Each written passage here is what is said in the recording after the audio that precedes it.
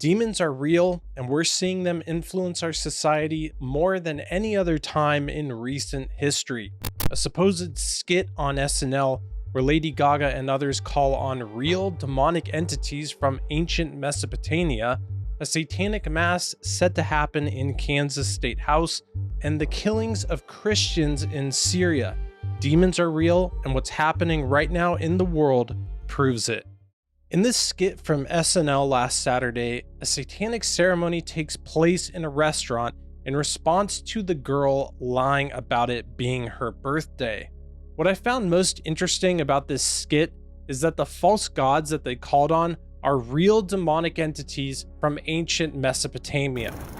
The magician Pazuzu cannot save you now. Behold the summoner! Behold Lamasto!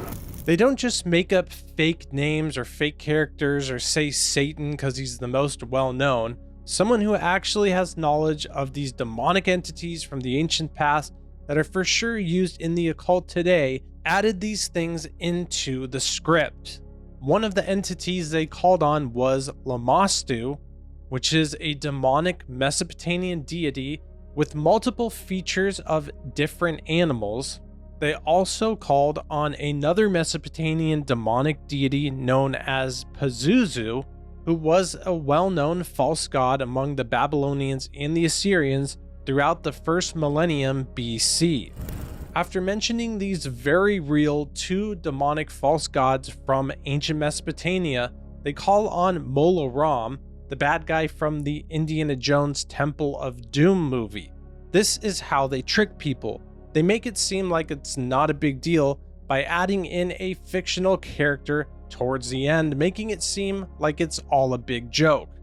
And that's their goal, to trick the majority of the public who don't know anything about the spiritual war going on to think this is all just fun and games. Well, it's no coincidence that Lady Gaga was involved in this skit. She is a part of the occult, and that is no joke, it's an absolute fact. This next information is truly disgusting, and I won't get into extreme detail, but this is not child-friendly information. Lady Gaga is not only great friends with Satanist Marina Abramovic, but she's also a great student of hers. Marina Abramovic says she's just a performance artist, but her art is absolutely sickening and definitely evil. It involves death, snakes, and oftentimes blood. Even the disgusting act which Lady Gaga was pictured doing at one of Marina Abramovic's events, eating blood and other human fluids off of another person who was covered in them in a tub.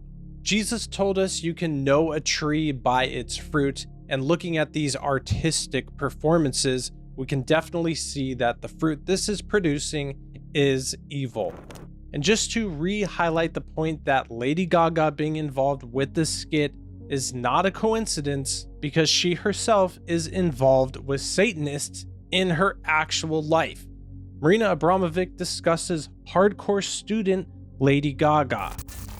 And finally, when I met her, and she came really very humble to my house and asked me if I can teach her, I started really changing my opinion about her entirely. I found somebody who really is serious, who really wants to learn and find out about himself, how much he can push her mental, physical limits.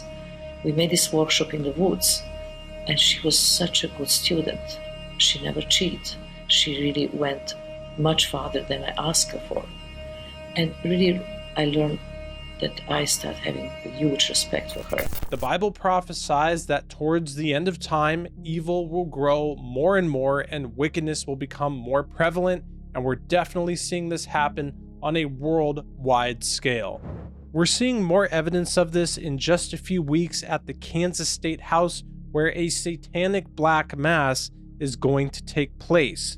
So you're hoping that it brings out that sort of division, right? Yeah, to shake it a little bit, yeah. For the first time, a satanic ritual is set to take place at the Kansas Capitol. They're calling it an act of defiance. Kansas Satanists are planning to defy the governor, hosting a black mass inside the Kansas State House. Stewart says it's an act of defiance and rebellion, one of the core themes in Satanism. We can't make any messes here. We can't do a lot of things. So what we're going to do is heavily lean into what I call the 4 blasphemies, kind of representing an alternate to the Stations of the Cross. The Satanic Grotto, which is hosting the event, said it will dedicate the grounds and our legislator to the glory of Satan. Satan wants to turn as many people away from God as possible and will use any means necessary. John 10:10 explains the vast difference between God and Satan's desire for us. The thief does not come except to steal, to kill, and to destroy. I have come that they may have life and that they may have it more abundantly. This verse reveals to us that what took place in the SNL skit, what's taking place at the Kansas State House, and also what's happening right now to the Christians in Syria is the work of the thief, the work of Satan.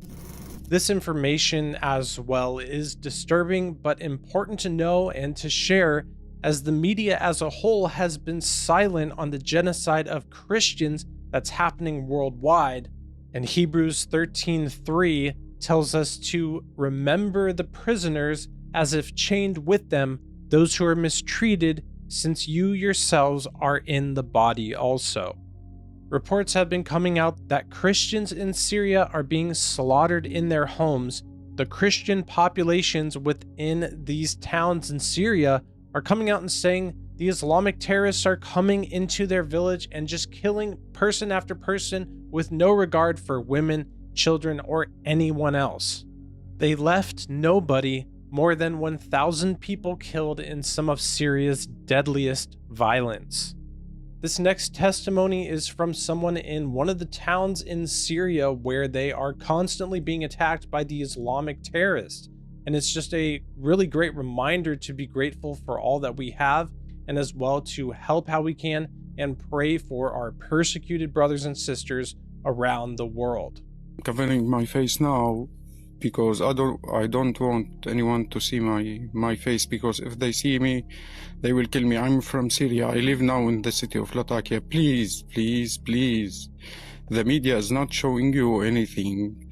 The terrorists are killing everyone, children, women, teenagers, old people, just killing. There is more than 100 bodies in my village now. Even in the city, they are just taking the children and the women and kill them. I don't know what to do with my mom and my 2 sisters. Please, you gotta help us. Nobody's talking anything about it. Not the social media or the TV channels. They are all hiding the truth. I have 2 sisters. I don't know what to do with them. If it's okay for me if I die, but not for my 2 sisters or my mom. One of them is a teenager. Please, you gotta help us. Nobody's talking anything about it. We are afraid for the little kids. There is nobody left. Like, we are being killed. All of us, all the Alawite and the Christian.